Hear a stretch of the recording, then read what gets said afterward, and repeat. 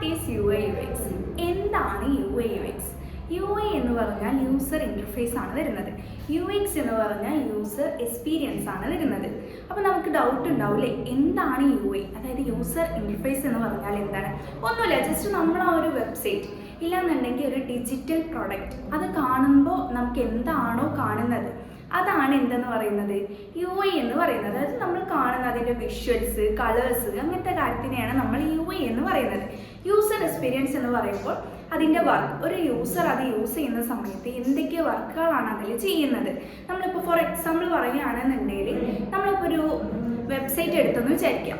ആ സമയത്ത് നമുക്ക് ആ ഒരു വെബ്സൈറ്റിൻ്റെ അടുത്ത പേജിലോട്ട് പോകണമെന്നുണ്ടെങ്കിൽ എന്തുണ്ടാവും, നമ്മൾ ക്ലിക്ക് ചെയ്യുന്നത് ഒരു 3-4 സ്റ്റെപ്സ് നമുക്ക് ക്ലിക്ക് ചെയ്യാനുണ്ടാവും അല്ലേ? അപ്പോൾ നമ്മൾ എന്ത് ചെയ്യുന്നുണ്ട്, അത് ഒന്നുകൂടെ ഫ്രണ്ട്ലി ആയിട്ട് ചെയ്യാനാണ് നമ്മൾ യു എക്സ് എന്ന് നമ്മൾ യൂസ് ചെയ്യുന്നത്. ഓക്കെ, പിന്നെ നമുക്ക് വരുന്ന ഉള്ളൊരു ഡൗട്ടാണ് എന്തെന്ന് പറയുന്നത്, അതിൽ കോഡിങ് വരുന്നുണ്ടോ എന്നുള്ളത്. ഓക്കെ, നമുക്ക് ഇതിൽ എന്ത് വരുന്നില്ല, കോഡിങ് വരുന്നില്ല. നമുക്ക് വേണമെന്നുണ്ടെങ്കിൽ എന്ത് ചെയ്യാം, നമുക്ക് ഇതിൻ്റെ ബേസ് പഠിക്കാം.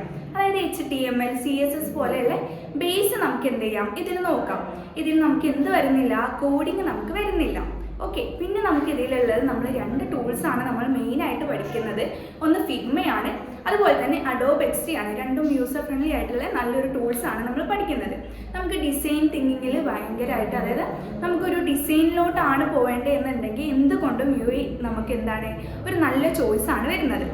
ഓക്കെ, പിന്നെ നമുക്ക് പറയുകയാണെന്നുണ്ടെങ്കിൽ ഇതിൻ്റെ സ്കോപ്പിനെ കുറിച്ച് പറയുകയാണെന്നുണ്ടെങ്കിൽ നമുക്ക് ഒരുപാടുണ്ട്. അതായത് നമ്മളൊരു ഡിജിറ്റൽ പ്രൊഡക്റ്റ് ആണ് എന്ത് ചെയ്യുന്നത്, ഡിസൈൻ ചെയ്യുന്നത്. ഓക്കെ, നമ്മുടെ ഈ ഒരു ഡിജിറ്റൽ വേൾഡിൽ നമുക്ക് എന്തുണ്ട്, ഇതിന് ഒരുപാട് സ്കോപ്പ് വരുന്നുണ്ട്. പിന്നെ നമുക്ക് വരുന്നൊരു ഡൗട്ടാണ് AI വരുമ്പോൾ നമ്മുടെ ഈ ഒരു സ്കോപ്പ് പോകുമോ എന്നുള്ളത്. ഓക്കെ, AIക്ക് എന്ത് ചെയ്യാൻ പറ്റില്ല, നമ്മളെ റീപ്ലേസ് ചെയ്യാൻ പറ്റില്ല. നേരെ നമുക്ക് എന്ത് ചെയ്യാം, ഒരു കോ പാർട്ട്ണർ എന്നുള്ള രീതിയിൽ AIനെ കൊണ്ട് വർക്ക് ചെയ്യിക്കാം. ഓക്കെ, പിന്നെ നമുക്ക് ഇതിൽ വരുന്നതാണ് എന്ത്, ഇതിൻ്റെ സാലറി പാക്കേജ് എങ്ങനെയായിരിക്കും എന്നുള്ളത് അല്ലേ? സാലറി പാക്കേജ് എന്ന് പറയുന്നത് നമുക്ക് ആനുവലി നമുക്ക് എന്ത് വരുന്നുണ്ട്, 4 to 6 ആയിട്ടാണ് നമുക്കിതിൽ വരുന്നത്. ഓക്കെ, 4 to 6 lakh ആണ് ഇതിൽ ആനുവലി നമുക്ക് വരുന്നത്.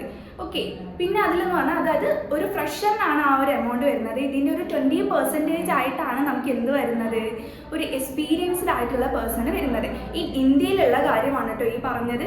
അപ്പോൾ നിങ്ങളുടെ ചോയ്സ് എന്താണെന്ന് നമുക്കറിയാം. ഓക്കെ.